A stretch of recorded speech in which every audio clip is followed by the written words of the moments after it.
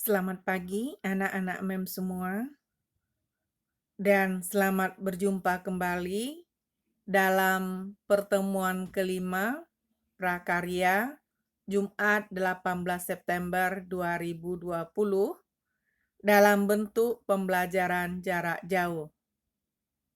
Nah, anak-anak, pada pertemuan ini kita masuk pada bab kedua, rekayasa, tentang prinsip kelistrikan dan sistem instalasi listrik.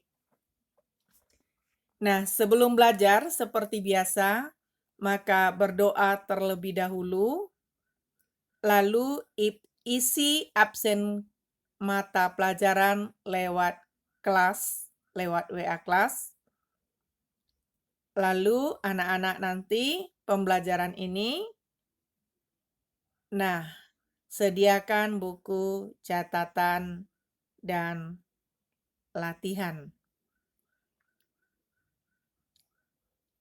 Nah, untuk pembelajaran bab 2 ini, setelah mempelajari tentang rekayasa prinsip kelistrikan dan sistem instalasi listrik, maka anak-anak diharapkan mampu yang pertama, menghargai keberagaman kelistrikan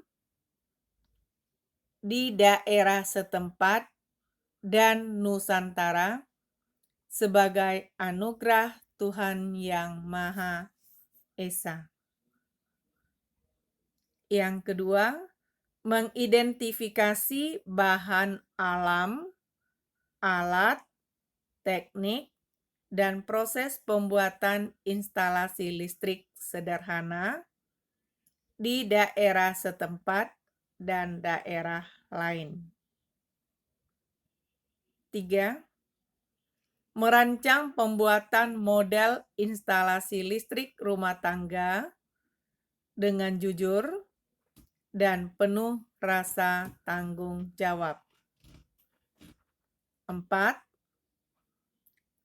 Membuat, menguji, dan mempresentasikan model instalasi listrik di daerah setempat dan daerah lain dengan disiplin dan tanggung jawab.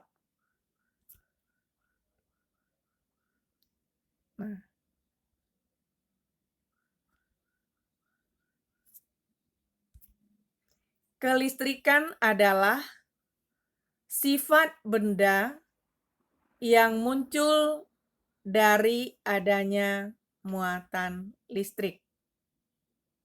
Ada dua jenis muatan listrik, yaitu muatan listrik negatif dan muatan listrik positif. Arus listrik dibagi menjadi dua jenis, yaitu 1.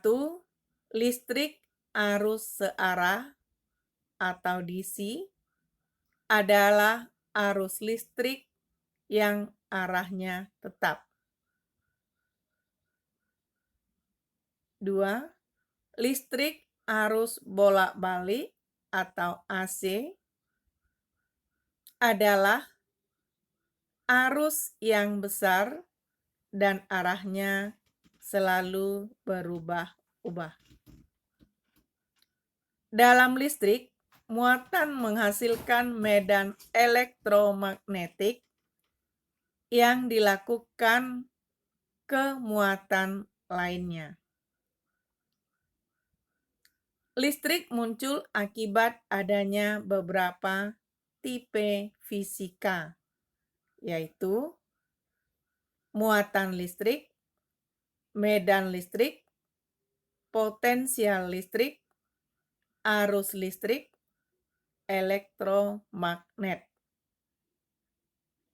Pembangkit listrik adalah suatu alat yang dapat membangkitkan dan memproduksi tegangan listrik dengan cara mengubah suatu energi tertentu menjadi energi listrik.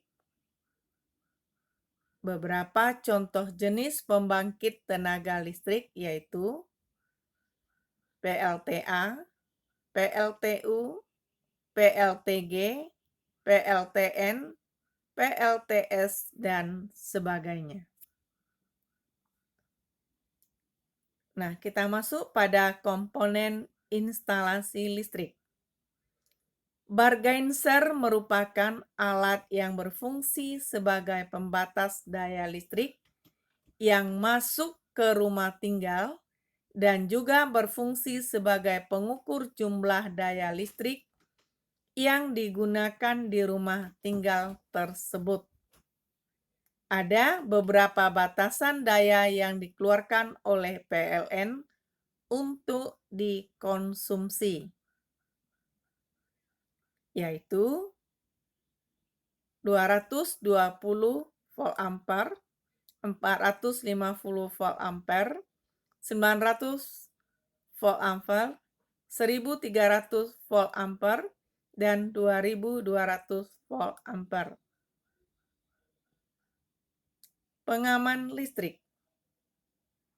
Instalasi listrik rumah tinggal pun membutuhkan pengaman yang berfungsi untuk memutuskan rangkaian listrik apabila terjadi gangguan pada instalasi listrik rumah tinggal, seperti hubungan arus pendek atau short circuit atau korsleting. Saklar. Saklar atau switch merupakan komponen instalasi listrik yang berfungsi untuk menyambung atau memutuskan aliran listrik pada suatu pengantar. Stop kontak atau biasa disebut outlet merupakan komponen listrik yang berfungsi sebagai muara hubungan antara alat listrik dengan aliran listrik. Agar alat listrik terhubung dengan stop kontak, maka diperlukan kabel dan steker atau colokan yang akan ditancapkan pada stop kontak. Steker. Steker yaitu yang sering disebut dengan colokan listrik, karena memang berupa dua buah colokan berbahan logam dan merupakan alat listrik yang berfungsi untuk menghubungkan alat listrik dengan aliran listrik, ditancapkan pada kanal stop kontak, sehingga alat listrik tersebut dapat digunakan. Kabel listrik merupakan komponen listrik yang berfungsi untuk menghantarkan energi listrik ke sumber-sumber beban listrik atau alat-alat listrik.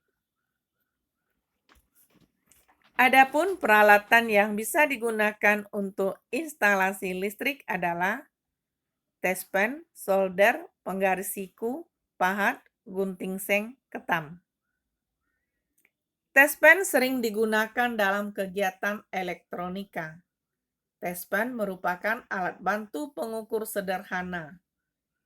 Tespen digunakan untuk mengetahui apakah suatu penghantar listrik atau kabel atau kawat memiliki tegangan listrik.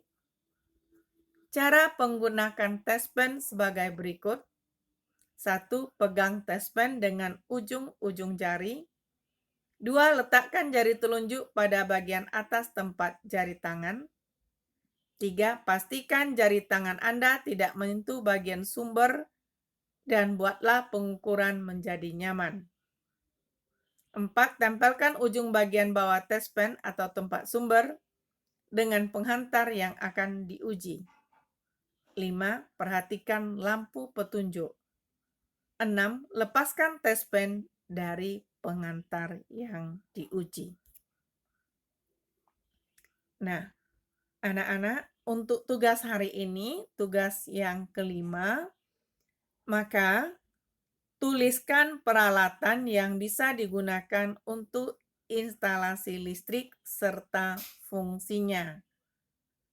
Nah, tugas ini kalian kerjakan di buku latihan dan dikumpulkan pada hari ini juga. Kalian bisa melihat di buku cetak siswa tentang pokok bahasan rekayasa. Nah, anak-anak, untuk persiapan UTS pun Mem sudah memberikan semua materi dan latihan, maka pelajarilah semua itu untuk persiapan UTS karena minggu depan kita sudah UTS. Selamat bekerja dan selamat belajar. Terima kasih.